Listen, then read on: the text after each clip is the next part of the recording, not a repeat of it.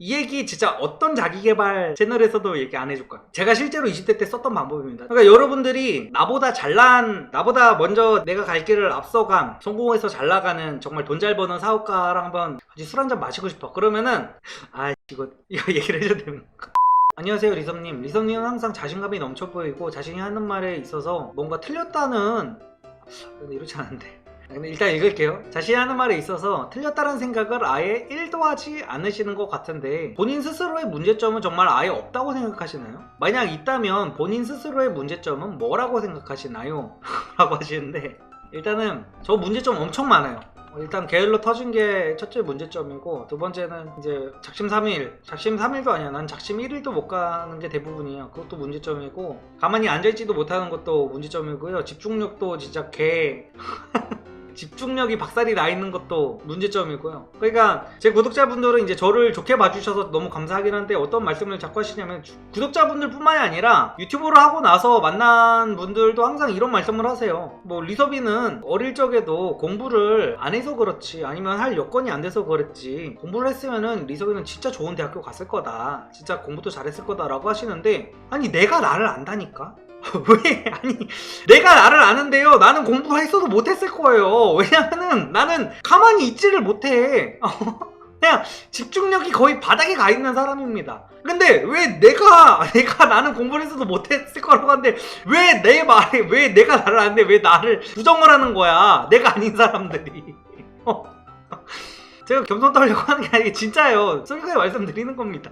그리고 제 문제점 중에 이제 가장 큰 문제라고 생각하는 게 저는 뭐냐면요, 근데 이거 저는 장점이자 단점인 것 같아요. 저는 반골 기질이 너무 심해요. 반골 기질이. 그러니까 이 반골 기질이라는 게 뭐냐면은 뭐든지 고지고대로 받아들이지를 못해요. 그러니까 제가 예전에 그 자청이 형을 처음 만났을 때, 자청이 형이 저랑 한 달 정도 이렇게 같이 지내보면서 하는 말이 저한테 뭐라 그랬냐면은 저는 옛날 시대에 태어났으면 반란군의 수장이 됐을 것 같아요. 진짜. 진짜로 그러니까 저도 제가 왜 이러는지를 모르겠어요. 나 아무리 막 자의식 해체해야지, 방어기제 해체해야지 이런 생각을 해도 뭐를 고지고대로 받아들이지 못해요. 그래서 책을 읽는 것도 너무 힘들어요. 저는 자꾸 책의 저자한테 내가 자꾸 반박을 하게 되고, 제 멤버지 구독자분들은 아시겠지만 저는 책 리뷰를 멤버지 영상에서 해도, 얼마 전 아니지만 몇 개월 전에 그 기브앤테이크 영상에 대해서 멤버지 영상으로 찍었을 때도 아예 그냥 미친 반박을 해놨죠, 거기에다가. 그리고 예를 들어서 흔히 자기계발러들이 흔히 하는 조언으로 이런 얘기를 하잖아요. 내가 발전을 하려면은 나보다 잘난 사람들과 어울려야 된다. 그렇지 않으면은 발전이 없다. 나보다 무조건 잘난 사람들과, 조금이라도 잘난 사람들의 무리에 끼려고 노력을 해야 되고, 그런 사람들하고만 어울려야지 내가 발전이 있는 거다라는 말을 하잖아요. 그러면은 그냥 좀 그대로 받아들이면 되잖아요. 그러면은 나는 항상 뭐라는 거야? 18 묻어나. 나도 모르게 약간 이런 생각이 드는 거야. 그래, 그러면은 누구나 다 나보다 잘난 사람들하고만 어울리려고 하면은, 그러면 나랑 어울리는 그 잘난 사람들은 누구랑 어울리냐? 아니 나도 나보다 잘난 사람하고 어울리려고 그래. 그럼 그 잘난 사람도 자기보다 잘난 사람하고 어울리려고 할 거 아니야. 그러면은 대체 누가 나랑 어울릴 수가 있어? 잘난 사람들은 자기보다 잘난 사람들하고만 어울려서 항상 발전이 있대. 그럼 그 사람들이 나를 왜 만나주냐고. 말이 안 되잖아.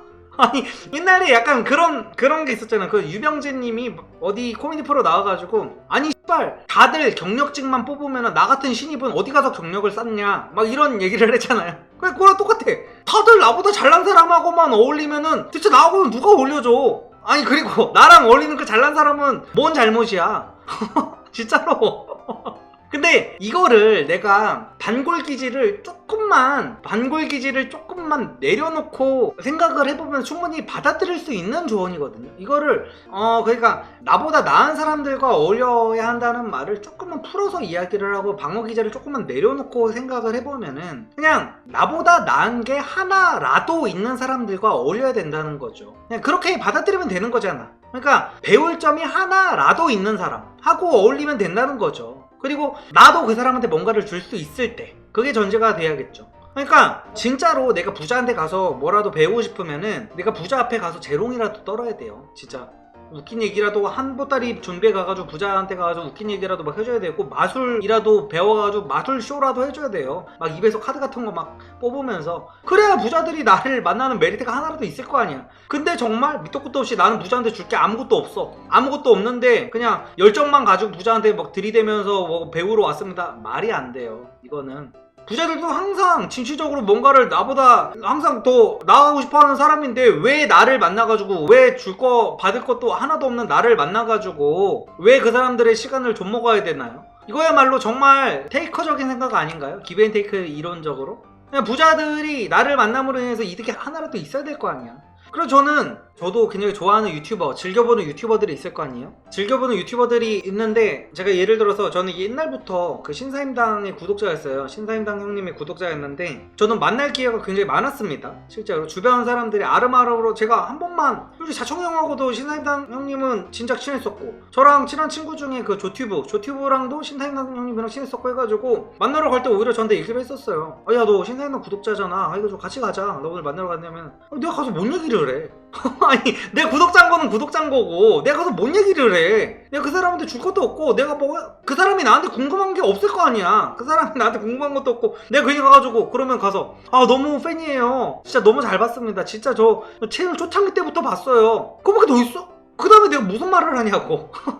내가 뭔가 줄 게 있어야 되잖아. 하물며 내가 재미라도 줘야 되잖아 그 사람한테. 아니면은 내가 정말 그 사람이 돈이라도 없으면 밥이라도 살 수 있는데 돈이 나보다도 많아. 그럼 내가 해줄 게 아무것도 없잖아. 그래서 제가 얼마 전에 그 신사임당님을 제가 실제로 만난 게 얼마 되지 않았어요. 구독은 제가 몇 년 전부터 해왔고 그리고 만날 기회도 몇 년 전부터 있었지만 신사임당 형님이 유튜브 사업을 한다고 해서 그러면은 내가 그 형님보다 유튜브 컨설팅을 그래도 몇 년 일찍 해왔으니까 나도 이제는 그분한테 도움을 드릴 게 어느 정도 있으니까 지금은 같이 가서 만나도 되겠다 해가지고 그 조튜브 충익이가 만나러 간다고 그러게 따라가서 만난 거였거든요. 그래가지고 막 이렇게 또 어떡하다가 또 얘기가 여기까지 왔어. 아무튼 간에 제가 방골기질이 또 급 정리를 하는데 아무튼 간에 결국에는 죄송합니다. 무슨 얘기에 대한 질문 답변하고 있는지도 까먹었어. 맞아. 잘난 사람과 어울려라. 잘난 사람과 어울리려면 결국에는 나보다 무조건 압도적으로 잘난 사람과 어울리는 건 솔직히 말도 안 되는 거고 나보다 조금이라도 배울 점이 있는 사람과 어울려야 된다는 게 결국에는 이 얘기의 본질이다. 그리고 내가 그 사람한테 줄 것도 있을 때 어울려야 되는 게 본질이다 라는 건데 그 본질을 충분히 나는 이해할 수 있는 사람임에도 불구하고 반골기질 때문에 누군가가 어떤 주장을 하면은 뭐라는 거야 이 새끼 뭔 개소리야 하면서 반박을 하게 된다는 거죠. 그래서 저의 그런 반골기질 때문에 저는 그런 것들이 문제라고 봅니다. 뭔 얘기야 이거 진짜. 그리고 이 얘기를 해주면 진짜 좋아. 남성분들이 나보다 잘난 사람을 나보다 먼저 내가 갈 길을 앞서간 어떤 형들이라든지 어떤 대표라든지 막 그런 분들을 만날 수 있는 가장 좋은 방법이 뭐냐면요, 이 얘기 진짜 어떤 자기계발 채널에서도 얘기 안 해줄 거야. 이게 뭐냐면요, 여러분들이 제가 실제로 20대 때 썼던 방법입니다. 제가 저보다 돈 잘 버는 형들한테 이렇게 조언도 얻고 싶고 이럴 때 어떤 방법을 썼냐면요, 이거 얘기를 해줘야 되는 거. 여자를 수급해주면 돼요. 이게 수급이라는 말이 약간 안 좋을 수도 있는데 뭐냐면은 여자와 술 먹을 2대2 자리를 만들면 됩니다. 그러니까 내가 여자 싫어하는 남자 없다 그랬잖아요. 여자 싫어하는 남자가 없기 때문에 내가 아는 여자들이 많으면은 굉장히 좋은 게 뭐냐면은 이 여자들을 통해서 그 나보다 훨씬 더 잘 나가는 사람과 자리 만들 명분이 되게 좋습니다. 그러니까 돈을 아무리 많이 벌어도요, 여자랑 술 먹는다는데 싫어하는 남자 없거든요. 그러니까 여러분들이 예를 들어서 성공해서 잘 나가는 정말 돈 잘 버는 사업가랑 한번 같이 술 한잔 마시고 싶어. 그러면은 형님, 저 아는 여자애들이랑 오늘 2대2 자리 잡혔는데 형님 괜찮으시면 나오실래 하잖아? 모든 일정 다 미루고 다 튀어나옵니다. 진짜로. 여자가 또 이쁘면 훨씬 더 좋겠죠.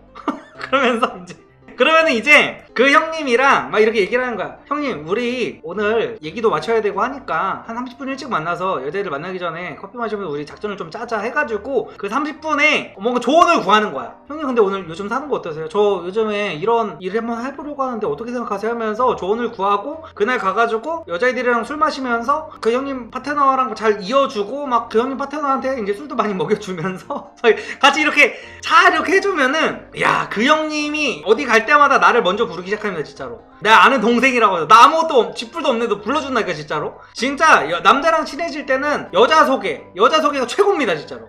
진짜 진짜 여자를 잘 만나면은 좋은 게 한두 개가 아니야, 남자는. 그러니까 나보다 돈 잘 버는 형님한테 먼저 연락 오게 하는 방법은 그거밖에 없어. 내가 볼 때는 남자가. 내가 예를 들어서 어디가 나가가지고 번호를 땄잖아요. 번호를 땄으면은 여자한테 이렇게 해도 돼요. 우리 둘이 만나기 좀 뻘쭘한데 나 아는 형님 있는데 그 형이랑 같이 2대2로 보자. 그러면은 친구를 데리고 나온단 말이에요. 근데 이거는 아셔야 돼요. 2대2로 만나는 순간 예쁜 여자는 이 형님 거라는 거를 아셔야 돼요. 여러분들이 절대로 욕심내면 안 됩니다. 절대로 욕심내면 안 되고 선택권은 이 형님한테만 있는 거야. 근데 그런 여자는 어디서 만나고 라고 하시는데 어디든 나가세요. 어디 클럽을 나가시든지 뭐 라운지를 가시든지 길에서 번호를 따시든지 해가지고 그냥 최대한 아는 여자를 많이 만들어 놓으신 다음에 내가 진짜 저 형님이랑 돈 잘 버는 사람이랑 친해져야겠다 하면은 연락하시면 돼요. 뜬금없이 연락하셔도 됩니다. 그럼 바로 튀어나올 거예요 진짜로. 아 근데 이런 얘기 논란에 박차를 가하는 거 아니야 또. 아 근데 그 여자 입장에서도 솔직히 말해서 돈 많은 형 만나면 좋은 거지 뭐 나쁠 거 없잖아. 리섭님은 성인이 되고 급격한 생각 변화가 일어나신 적이 있나요? 그 동기와 내용이 궁금합니다. 성인이 되고 나서 생각이 바뀌었던 거 많아요. 하루에도 몇 번씩 바뀌고 이럽니다. 그러니까 한 가지 예시를 들으면은 제가 바로 지지난주였나 방송에서 그런 말씀을 드렸었어요. 가슴 수술하는 여자 중에 나는 제정신인 여자를 본 적 없다라는 말씀을 제가 드렸었거든요. 막 소신 발언이라고 하면서 그거는 그래가지고 당연히 전체 공개 영상으로는 이제 제작이 되지 않았는데 제가 실제로 제가 그랬기 때문에 실제로 거짓말을 한 건 아니에요. 그러니까 저는 제 주변에서 가슴 수술했다는 여자 중에 제정신을 못 봤거든요. 제가 살아오면서. 근데 그 방송을 하고 나서 그 방송을 시청했던 제 주변 친구들이나 구독자분들한테 연락을 많이 받았는데 그거를 보고 생각을 바꿨어요. 그러니까 제가 어떤 오류가 있었던 거냐면은 결국에는 여자의 가슴 수술이 남자의 그 음경 확대술이랑 약간 비슷한 느낌이잖아요. 결국에는 이제 상대 성별을 좀 만족시켜주기 위한 그리고 뭐 자기의 자신감을 위한 그런 거잖아요. 근데 생각해보면은 여자가 남자인 나한테 가슴 수술을 했다는 얘기를 한다? 그 자체가 애초에 정상이 아닌 거잖아요. 그러니까 남자가 음경확대술을 했다고 해서 소문을 내고 다니지 않잖아 주변에. 남자가 음경확대술을 했다고 해서 여자들한테 나 음경확대수술했어 라고 말하는 남자가 비정상인 거잖아요. 그러니까 나는 가슴 수술한 여자가 솔직히 나는 그렇게 많은지도 몰랐고 근데 그 중에서 이제 소수의 제정신이 아닌 여자들만 자기가 가슴 수술했다고 말하고 다닌 건데 그 여자들만 나는 가슴 수술한 여자들이라는 오류에 빠졌던 거지. 그리고 걔네들이 실제로 제정신들이 아니었거든요. 그래가지고 아 가슴 수술하는 여자들은 제정신이 아니구나. 그러니까 나도 이제 생각을 잘못한 거예요. 그러니까 이런 경우들이 많죠. 나도 나름대로 되게 합리적으로 생각을 한다고 하는 사람인데 이런 잘못된 생각을 하는 거죠. 애초에 내가 그러니까 다시 생각해보니까 아 맞네. 여자가 나한테 가슴 수술했다는 얘기를 하는 자체가 제정신이 아닌 거잖아. 제정신이 아니기 때문에 나한테 가슴 수술했다는 얘기를 하는 것 뿐인데 가슴 수술한 여자는 제정신이 아니다 라고 제가 잘못된 생각을 했던 거죠. 그러니까 그런 것처럼 저도 잘못된 생각한 건 맞습니다. 근데 이런 잘못된 생각을 했을 때 누군가가 뭐 가슴 수술한 여자도 제정신 여자 많거든요 라고 누군가가 했으면은 제가 거기서 아니야 내 생각이 맞아 네가 틀렸어 다시 생각을 바꿔볼 생각은 전혀 하지 않고 아니 내가 맞다니까 내가 본 사람들은 다 그랬어 이러면은 이제 생각의 발전이 없이 되는 거죠. 그래서 저도 틀리는 경우가 많다. 연봉 협상 잘하는 법을 알고 싶습니다. 당연히 일을 잘해야겠지만 일을 잘하고 입지도 어느 정도 다져놨다는 전제에 리선님의 생각이 궁금합니다 라고 하시는데 저는 이번에도 제가 솔직하게 말씀드릴게요. 저는 대기업을 다녀보지 않아서 대기업의 연봉 협상 방법은 모릅니다. 근데 제가 이제 중소기업만 다녀봤지만 그래도 중소기업에서 한 몇 년 정도 근무를 여러 군데에서 해봤던 그걸로 제가 말씀을 드리면은 제가 굉장히 이해가 안 됐던 게 뭐냐면 제가 또 중소기업을 또 운영해본 입장에서도 말씀드릴게요. 연봉을 올려달라는 직원들이 있잖아요. 진짜 바보 같은 게 뭐냐면 자꾸 인정의 호소를 해요. 바보들이. 그냥 모든 거는 내가 직장에서 일어나는 모든 것들은 사적 감정이 아예 없다는 생각으로 해야 되거든요. 특히 연봉 협상 같은 숫자로 얘기해야 되는 부분에서 대체 왜 내가 몇 년 차인지를 말하고 왜 얼마나 열심히 했는지를 말하고 무조건 결과로만 얘기하는 거예요. 프로는 숫자로 얘기하는 겁니다. 그냥 데이터를 뽑아가야 돼요. 내가 월급을 올려달라고 할 거면은 데이터를 뽑아서 내가 들어오고 나서 이 회사의 매출이 얼마나 올랐는지, 그리고 내가 지금 이 회사에 정말 아무것도 아닌 톱니바퀴로 누구나 내 자리에 왔을 때 이 업적을 이룰 수 있었던 건지, 아니면은 내 전임자는 못 이뤘던 거를 내가 이뤄냈던 건지까지도 다 파악을 해가지고, 전년도보다 내가 들어왔을 때 매출이 올랐다면 전년도에는 무슨 악성 이슈 때문에 매출이 급격하게 떨어졌던 게 아닌 건지 같은 것도 잘 파악을 하셔야 되고요. 그래서 데이터로 딱 정리를 해가지고 가가지고 나는 이 정도의 회사에 이득을 주고 있기 때문에 내 연봉은 지금에 맞지 않는 것 같아 라고 해야 되는데, 10에 9도 아니고 10이면 10, 그 중소기업 다니는 사람들을 다 그냥 와가지고 헛소리만 해댑니다. 그냥 내가 얼마나 열심히 했는지, 내가 얼마나 야근을 하고, 내가 얼마나 주말에 출근을 하고, 내가 얼마나 이 회사에 진심이었는지만 얘기를 해요. 근데 세상이 무슨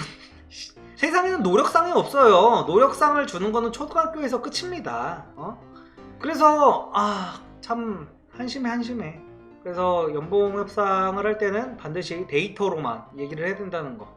성과도 제가 말씀드렸듯이 정말로 제대로 정리를 해가야 돼요. 찍소리도 못하게. 그러니까 연봉 협상하는 사람이 뭐 실장이 될 수도 있고 본부장이 될 수도 있고 대표랑 직접적인 그게 될 수도 있겠죠. 아예 상대가 찍소리도 못하게 반박의 여지, 내가 상대 입장에서 이거를 한번 해봐야 되는 거예요. 그러니까 저도 옛날에 대본 써서 영상을 찍었을 때 항상 제가 대본을 써놓고 제가 제 대본, 내가 내 안티라면 내 대본에 어떻게 태클을 걸 것인가에 대해서 계속 고민을 했거든요. 연봉 협상할 때도 마찬가지예요. 이거를 긍정적으로만 바라보는 게 아니라 내가 나의 연봉을 최대한 깎으려는 사람 입장에서는 어떻게 꼬투리를 잡을 것인가를 생각하고 이거를 준비해야 돼요. 그래야 찍소리도 못합니다. 내가 사장의 입장에서 나한테 정말 악덕 사장이야. 내가 악덕 사장으로 빙의를, 우리 사장님이 좋다는 사장이라고 해도 항상 최악을 가정하고 뭔가를 대비를 해야 되잖아요. 그래서 우리 사장이 완전 구두쇠의 짠돌이의 진짜 걔 사이코패스 사장이야. 그래서 그 사장이 어떻게든 나한테 땡전 한 푼이라도 안 주려고 하는 사장이라는 전제하에 나한테 태클 걸 부분을 다 저거를 해야 되죠. 정리를 해야 되는 거죠.